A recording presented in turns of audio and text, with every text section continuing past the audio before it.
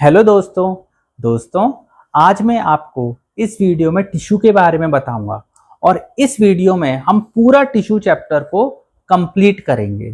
ठीक है, जिसको कुछ भी नहीं आता अभी तक तो उसको घबराने की ज़रूरत नहीं है, वो इस वीडियो को देखे, उसको काफ़ी कुछ आ जाएगा। ठीक है, चलिए स्टार्ट करते हैं। Tissue is a group of cell similar in structure and function. मतलब जब सेल ग्रुप बनाते हैं तो वो टिश्यू कहलाता है और वो टिश्यू के अंदर जितने भी सेल हैं वो सब सिमिलर होंगे, उनका जो फंक्शन है वो सब एक जैसा होगा। ठीक है, अब और डिटेल में समझते हैं। टिश्यू को टू पार्ट्स में डिवाइड करा गया है। Number 1 plant tissue, number 2 animal tissue. Plant tissue की बात करें तो प्लांट टिश्यू को भी फर्दर दो पार्ट्स में डिवाइड करा गया है, एक मेरिस्टेमेटिक टिश्यू और एक परमानेंट टिश्यू। दोनों को एक एक करके समझते हैं। मेरिस्टेमेटिक टिश्यू वो टिश्यू होते हैं जिसमें एक्टिवली सेल डिवीजन होता रहता है। ठीक है, अब मेरिस्टेमेटिक टिश्यू को 3 पार्ट्स में डिवाइड करा गया है, एक apical meristem, number 2 intercalary meristem और number 3 lateral meristem. Apical meristem root और स्टेम की टिप पर प्रेजेंट होता है जो कि इनकी लेंथ बढ़ाने में मदद करता है, जबकि इंटरकैलरी मेरिस्टेम ये इंटरनोड्स पर प्रेजेंट होता है। ये केवल और केवल स्टेम के अंदर प्रेजेंट होता है, रूट्स में प्रेजेंट नहीं होता। इसका काम है ब्रांचेस की फॉर्मेशन करना, इसका काम है इलोंगेशन करना। नंबर 3 लेटरल मेरिस्टेम, ये स्टेम में एंड रूट्स में दोनों में प्रेजेंट होता है। इसका काम है वाइडर करना और थिकर करना स्टेम और रूट्स को। ठीक है, इसके बाद नेक्स्ट है परमानेंट टिश्यू। परमानेंट टिश्यू दो पार्ट्स में डिवाइड हुआ है, एक सिंपल परमानेंट टिश्यू और एक complex permanent tissue. Simple permanent tissue को फर्दर 3 पार्ट्स में डिवाइड करा गया है, जिसमें आते हैं पेरेन्काइमा, नंबर 2 कोलेनकाइमा और नंबर 3 स्क्लेरेन्काइमा। तीनों को एक एक करके समझ लेते हैं। पेरेन्काइमा ये थिन वॉल्ड होते हैं, ये लिविंग सेल्स होते हैं और इनके अंदर फूड स्टोर हो सकता है। कुछ पेरेन्काइमा ऐसे होते हैं जिसमें फोटोसिंथेसिस होती है, ऐसे पेरेन्काइमा को क्लोरेन्काइमा कहते हैं। ठीक है, दूसरी बात, कुछ पेरेन्काइमा एक्वेटिक प्लांट्स के अंदर फ्लोटिंग करने में हेल्प करते हैं क्योंकि इनके अंदर एयर स्पेस प्रेजेंट होता है। ऐसे पेरेन्काइमा को एरेन्काइमा कहते हैं। ठीक, नेक्स्ट है कोलेनकाइमा। कोलेनकाइमा क्या होते हैं? ये भी लिविंग सेल्स होते हैं। इनके जो थिकन्ड कॉर्नर होते हैं, किसकी वजह से? इनके अंदर एक पेक्टिन प्रेजेंट होता है जिसकी वजह से इनके अंदर फ्लेक्सिबिलिटी होती है। जैसे आपने टेंड्रिल्स वगैरह देखे हैं जिसकी मदद कोई सपोर्ट मिलता है तो टेंड्रिल्स उन पर कर्ल कर जाता है। क्यों? क्योंकि इसमें फ्लेक्सिबिलिटी प्रेजेंट होती है। अगर मैं बात करूं स्क्लेरेन्काइमा, तो यहां पर ये non living cell that means dead cells present होते हैं। ये थिक वॉल्ड होते हैं और इनके अंदर लिग्निन प्रेजेंट होता है जिसकी वजह से काफी ज्यादा हार्ड हो जाता है। एग्जाम्पल जैसे कोकोनट हस्क, जैसे hard covering of seeds and nuts. ठीक है, इसके बाद जो नेक्स्ट है वो है कॉम्प्लेक्स परमानेंट टिश्यू। कॉम्प्लेक्स को फर्दर 2 पार्ट्स में डिवाइड करा गया है, एक है जाइलम और दूसरा है फ्लोएम। ठीक है, जाइलम और फ्लोएम में दोनों को डिवाइड करा गया है, इनको कंडक्टिंग टिश्यू भी कहते हैं। ठीक, अब जाइलम के अंदर वाटर एंड मिनरल ट्रांसपोर्ट होता है, फ्लोएम के अंदर फूड ट्रांसपोर्ट होता है। और कुछ बातें भी इंपॉर्टेंट है, जैसे जाइलम मल्टी डायरेक्शनल नहीं होता, जाइलम केवल यूनिडायरेक्शनल होता है, फ्लोएम मल्टी डायरेक्शनल होता है।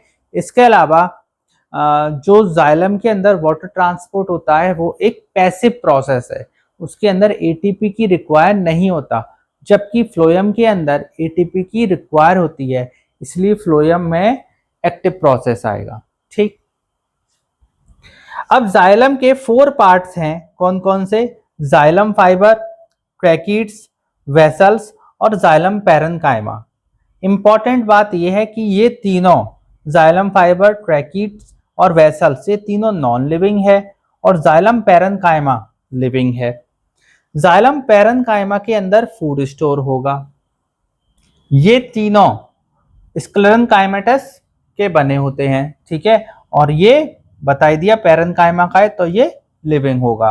अच्छा, जाइलम फाइबर सपोर्ट में हेल्प करता है, जबकि ट्रैकीट्स और वेसल्स वाटर एंड मिनरल्स के ट्रांसपोर्टेशन में मदद करते हैं और जाइलम पैरेन्काइमा फूड को स्टोर करने में मदद करता है। फ्लोएम, फ्लोएम को फर्दर 5 पार्ट्स में डिवाइड करा गया है। फ्लोएम पैरेन्काइमा, कंपेनियन सेल्स, सीप स्पोर्स, सीप ट्यूब्स और फ्लोएम फाइबर, ठीक है। इसमें ये सारे लिविंग हैं, केवल जो फ्लोएम फाइबर हैं वो नॉन लिविंग है और वो स्क्लेरेन्काइमेटस सेल के बने हैं, ठीक है।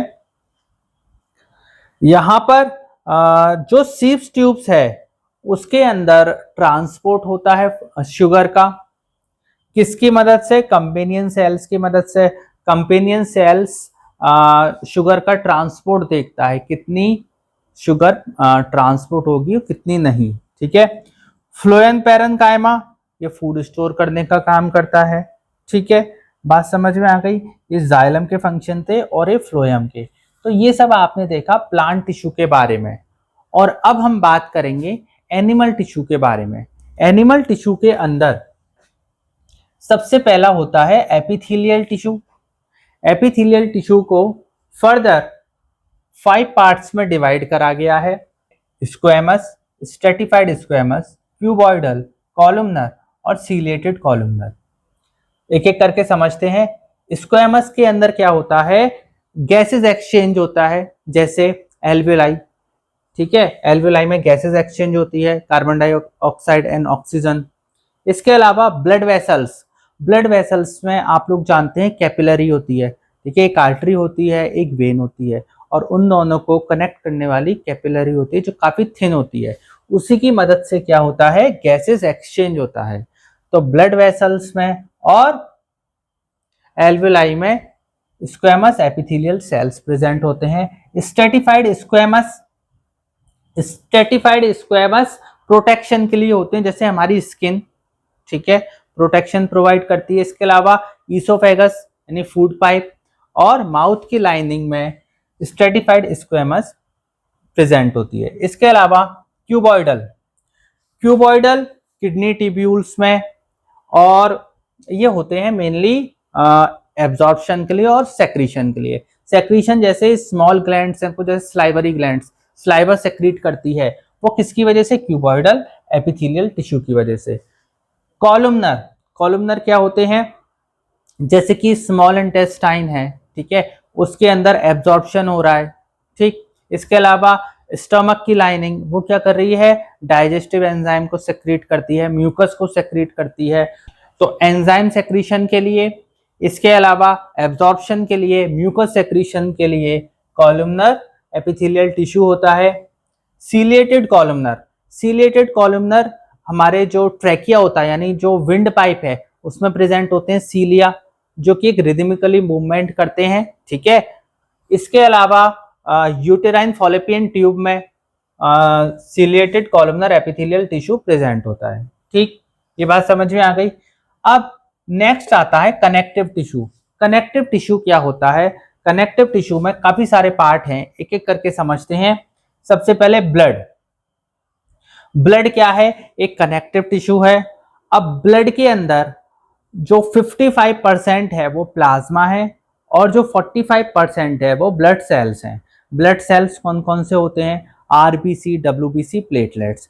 आरबीसी को इराइथ्रोसाइट्स कहते हैं, डब्ल्यूबीसी को ल्यूकोसाइट्स कहते हैं और प्लेटलेट्स को थ्रोम्बोसाइट्स कहते हैं। आरबीसी के अंदर हीमोग्लोबिन प्रेजेंट होता है, जिसकी मदद से ऑक्सीजन हमारे ब्लड में ट्रांसपोर्ट होती है। हीमोग्लोबिन को रेस्पिरेटरी पिगमेंट भी बोला जाता है, ठीक है। White blood cells defence mechanism का काम करते हैं। हमारे अंदर कोई वायरस, बैक्टीरिया एंटर कर जाता है तो उसको मारने का काम करते हैं, एंटीबॉडीज बनाने का काम करते हैं, ठीक। इसके अलावा प्लेटलेट्स, प्लेटलेट्स का काम होता है अगर कहीं पर कट लग जाए तो उस वहां पर क्लॉट बनाने का, ठीक है, वो प्लेटलेट्स का काम होता है। ठीक, नेक्स्ट है बोन। बोन हमारी बॉडी को एक स्ट्रेंथ प्रोवाइड करती है, एक स्ट्रक्चर प्रोवाइड करती है। इस बोन्स के बारे में हमें आगे भी पढ़ना है स्केलेटल सिस्टम में, जो आपके 9th क्लास में दे रखा है। टोटल हमारे अंदर 206 बोन्स होती हैं, 206 बोन्स होती हैं, ठीक है। इसमें जो बैकबोन होती है जिसको हम वर्टिबल कॉलम्स कहते हैं, इसके अंदर 26 बोन्स हैं। At the time of birth, birth के समय पर ये 33 बोन्स होती हैं, फिर बाद में धीरे धीरे ये बोन्स फ्यूज हो जाती हैं और एडल्ट के अंदर 26 बोन बचती हैं। ठीक, स्कल, स्कल में जो हमारा क्रेनियल स्कल और जो फेशियल स्कल है, इनको मिलाकर के 22 बोन्स होती हैं और इस स्कल की बोन फिक्स्ड जॉइंटों से मिलके बनी होती हैं, ठीक है, ये इमूवेबल होती हैं।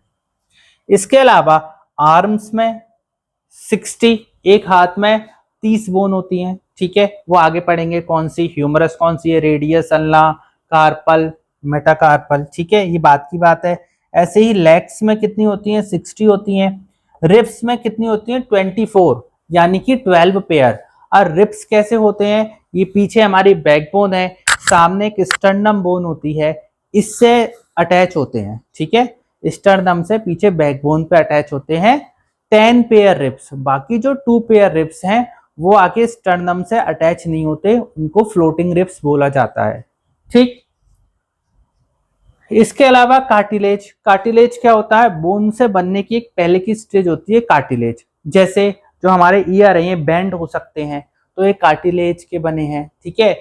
और नोज की टिप पर कार्टिलेज होता है, रिब्स यहाँ पर स्टर्नम से कनेक्ट करता है, वहां पर कार्टिलेज प्रेजेंट होता है। टेंडन, टेंडन का मतलब होता है मसल्स को बोन से कनेक्ट जो चीज करती है वो है टेंडन, ठीक है, मसल्स को बोन से कनेक्ट करना। वहीं पर अगर हम लिगामेंट की बात करें तो बोन से बोन को कनेक्ट करने वाला कौन है, लिगामेंट, ठीक है, समझ में आ रही है बात।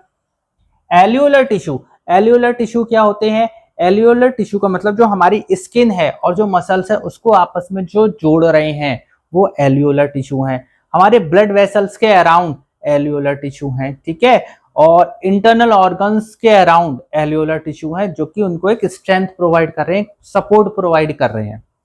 एडिपोज टिश्यू का मतलब होता है फैट स्टोरिंग टिश्यू, ठीक है, इनके अंदर फैट स्टोर होता है, ये हमारी स्किन में प्रेजेंट होते हैं और इनका मेनली काम होता है इंसुलेशन का, शॉक एब्जॉर्प्शन का। ठीक, इसके बाद आता है next muscular tissue. Muscular tissue, muscles 3 type की, कौन कौन सी, एक स्केलेटल मसल्स, एक स्मूथ मसल्स और एक कार्डिक मसल्स। स्केलेटल मसल्स को हम स्ट्रेटेड मसल्स भी कहते हैं, ठीक है, केवल एक यही मसल्स हैं जो हमारे कंट्रोल में होती हैं, इनको हम वॉलेंट्री मसल्स भी कहते हैं, जो हमारी डायरेक्ट स्केलेटल यानी बोन से कनेक्ट हैं, ठीक है, जिनको हम मूव कर पाते हैं। बाकी स्मूथ मसल्स और कार्डिक मसल्स हमारे कंट्रोल में नहीं होती, इसलिए इनको इनवॉलेंट्री मसल्स कहते हैं। स्मूथ मसल से हमारे इंटरनल ऑर्गन्स बने हैं और कार्डिक मसल से हमारा हार्ट बना है, ठीक है, हार्ट हमारा कार्डिक मसल से बना है जो कभी नहीं थकता। ठीक, स्मूथ मसल से हमारे जितने भी इंटरनल ऑर्गन हैं वो बने हैं। अच्छा, एक चीज और, इनका नाम स्ट्रेटेड मसल्स क्यों है, क्योंकि ये जो स्केलेटल मसल्स हैं ये अनब्रांच्ड होती हैं, ये मल्टी न्यूक्लिएटेड होती हैं और इनके अंदर light and dark bands present होते हैं, जिसकी वजह से हम इसको स्ट्रेटेड मसल्स भी बोलते हैं। ठीक है, नेक्स्ट टॉपिक है नर्वस टिश्यू। अब नर्वस टिश्यू यानी न्यूरॉन्स, नर्व सेल, इनसे क्या बना होता है, इनसे हमारा ब्रेन बना होता है, इनसे हमारा स्पाइनल कॉर्ड बनी होती है।